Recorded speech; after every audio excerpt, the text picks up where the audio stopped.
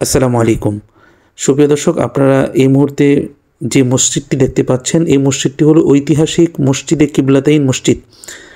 এই মসজিদ থেকেই আল্লাহ রসুল সাল্লাল্লাহু আলাইহি ওয়াসাল্লাম কিবলা পরিবর্তন করেছিলেন। মসজিদটি মদিনাতে অবস্থিত।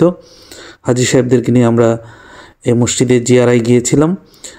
তো এই মসজিদেই আল্লাহ রসুল সাল্লাল্লাহু আলাইহি ওয়াসাল্লাম নামাজরত অবস্থায় ছিলেন। তখন আয়াত নাজিল হয়েছে, ফাওয়াল্লি ওয়াজহাকা শাতরুল মাসজিদুল হারাম। রসুল, আপনি মসজিদে হারামের দিকে ফিরে নামাজ আদায় করেন। আল্লাহ রসুল সাল্লাল্লাহু আলাইহি ওয়াসাল্লাম বাইতুল মুকাদ্দাসের দিকে ফিরে নামাজ আদায় করছিলেন। তখন এই আয়াত নাজিল হওয়ার পরে নামাজরত অবস্থায় আল্লাহ রসুল সাল্লাল্লাহু আলাইহি ওয়াসাল্লাম মুখকে ফিরিয়ে মসজিদে হারামের দিকে, অর্থাৎ কাবা ঘরের দিকে তিনি মুখ ফিরিয়ে নামাজ আদায় করেছেন। সেখান থেকে কিন্তু আমরা কাবা ঘরের দিকে মুখ ফিরিয়ে নামাজ আদায় করি। এর আগ পর্যন্ত সবাই কিন্তু বাইতুল মুকাদ্দাসের দিকেই মুখ ফিরিয়ে নামাজ আদায় করতেন। মসজিদের ভিতরে আমরা 2 রাকাত নামাজ আদায় করতে পেরেছি আলহামদুলিল্লাহ। মসজিদের 2 কোণায় 2টা চিহ্ন দেওয়া আছে, একটা হলো মসজিদে হারামের দিকে, আর একটা হচ্ছে মসজিদে বাইতুল মুকাদ্দাসের দিকে।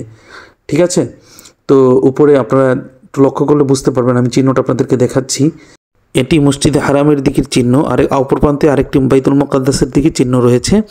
তো কেমন লাগলো সবাই কমেন্ট করে জানাবেন। জাযাকাল্লাহ। আসসালামু আলাইকুম।